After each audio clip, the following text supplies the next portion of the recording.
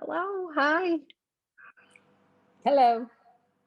So you're going to spend a couple minutes on please sharing your experiences in Sri Lanka and running a school. You please go ahead. Thank Thank you. you.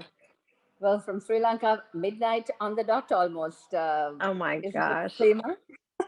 And Harendra and Neha, I have two teachers with me. Interestingly, Harendra, will you introduce yourself? Before we hit 12 o'clock, happy birthday, Bernie. Oh my gosh, you Happy got to know. birthday.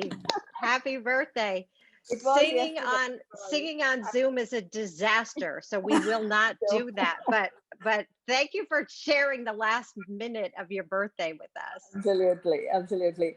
I have Neha also, a student who turned into who chose psychology and who is now a teacher in school. So I'm really glad to share the platform with both of them, Harindra and Neha. Harindra, you there? Yes, Sandy. Hi, Okay, great. everyone. I'm Harinder from LPF Academy, and I'm a math teacher here as well as a school coordinator, a team leader for the IGCSE program. Great to be here. Thank you. Great, thank you for having us. Um, Hamida, you absolutely did it. I mean, this is pretty much the crux of what we were going through from. It's amazing how cultural boundaries seem to just disappear with the pandemic. And having being the co-founder, I mean, the founder directress of LPF schools, which go from 18 months, which is our early years program, the young children's community.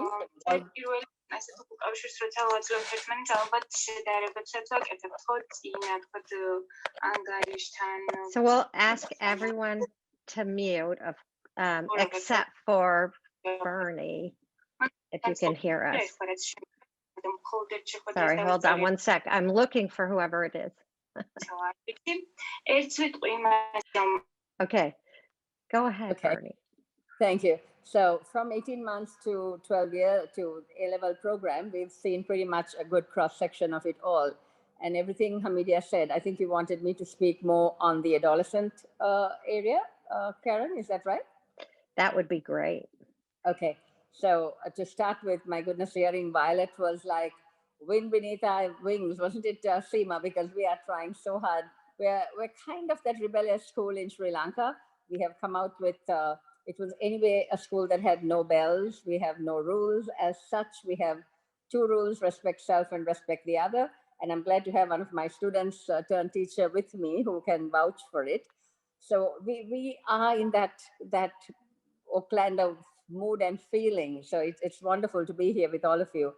Um, uh, I thought I will take on everything that Hamidia said and speak to the cultural context of Sri Lanka and how it is affecting our children, because we are a post-war nation. I mean, island.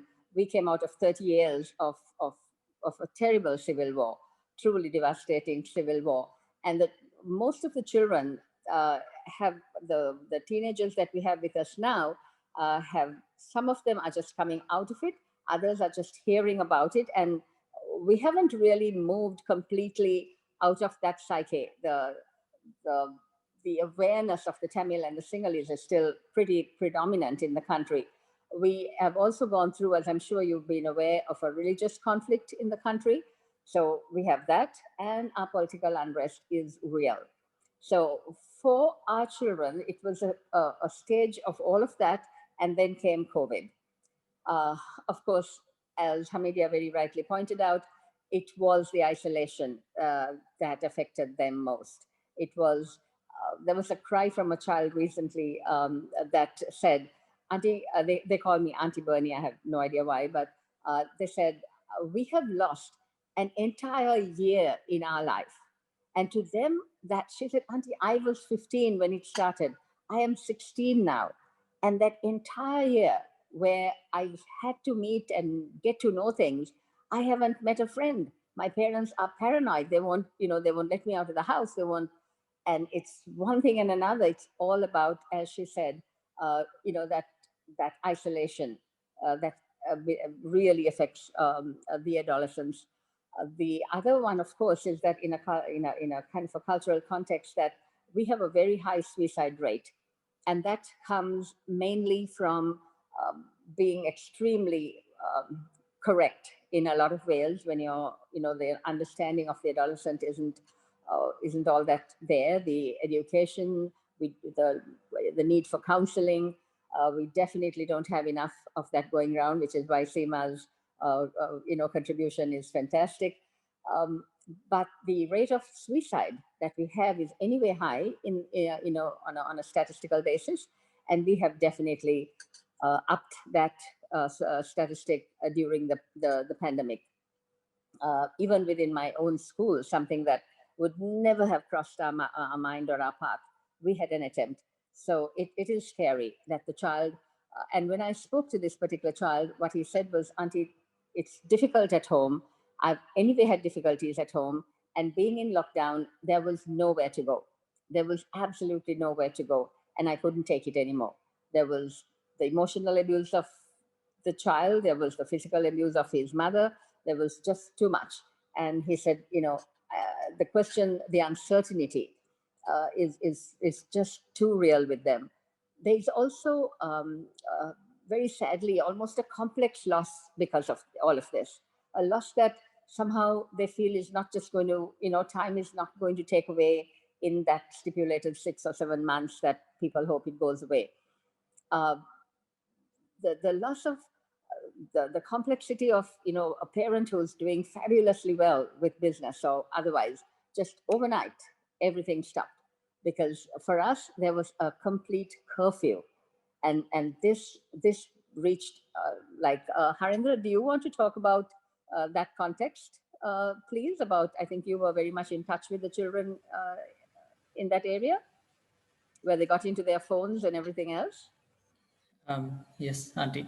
So it's been nearly 1 year now since we had the first outbreak and the island-wide curfew. So it all started in the island-wide curfew started mid-March, and it went on for so many months. So we could not compromise the children's education also, and there was a challenge for both the teachers as well as the students. And we were able to launch our online educational program. So we had to look into a lot of things, and then we were finally able to do it. So we ensured that the children had a good 15-minute break in between lessons. We didn't want it to be too stressful, because online learning is a new thing for the children, and it is something that they need time to get used to. So we ensured that they got the 15-minute breaks in between lessons so that they take time off their screens and relax a bit and come back to their lessons. And we also had meetings with the children from time to time where we listened to their thoughts and listened to what they had to share. And at one point, we really realized that although the children were putting in so much effort to somehow be there for the online lessons, there was also this sense of fatigue that was building up, and it was difficult for them. So in addition to the 15-minute breaks that we gave them during school time, during the lessons, we also cut down some time from the regular lessons and gave them a good half an hour break in between to make sure that they get the relaxation that they need. And we also heard from the students that they were doing various things to engage themselves, like finding different alternatives to compensate for their social need. And one of the interesting things that we learned was the fact that they were into online gaming, and most of the games that they played were the types where they could connect with their friends and connect with other people and talk to one another and play, whether it be Call of Duty or Free Fire or Fortnite. They are all games where they were able to connect with one another, and we realized it was they were looking for that need. They're looking for mm, the social Right. need that was not being met. Exactly. And I thanks, Harinder. I think we're trying to fit everything in. Thank you so much for that. That was the reality of it coming from a point of view. Thanks, Karen. I know we have a time slot. So picking up on all of that, we have actually come up with strategies again across the boundary culturally, everything Hamidia said and more. We have come up with a solution of coming up with, we actually built a pool in the school over the 1 year because we thought we had to do something. And we've come up with a very vibrant peace curriculum that's going to, the children are going to come back to. And most wonderfully, we have Seema, who has, there's some pictures of it. Thanks, Arindra.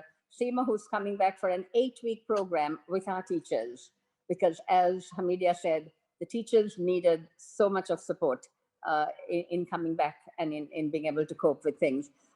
Bottom line, Karen and ladies and gentlemen who are here with us, what we noticed is that anyone who was at a certain platform just got a little worse. They went, it affected them more.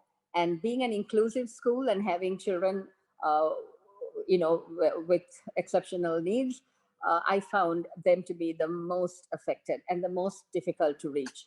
So I'm here for any help I can get that can support us in this area, because we are an inclusive school. Thank you, everybody, and lovely sharing with you. Thank you so much. Thanks, Arindra.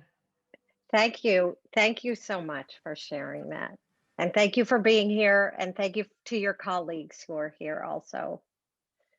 So interesting to hear. And I definitely was emotional hearing about the rate of suicide. That is just devastating. And again, I don't think it's unique, sadly. I think that is true everywhere. So thank you so much, Bernie, and nice to meet you here. Extremely.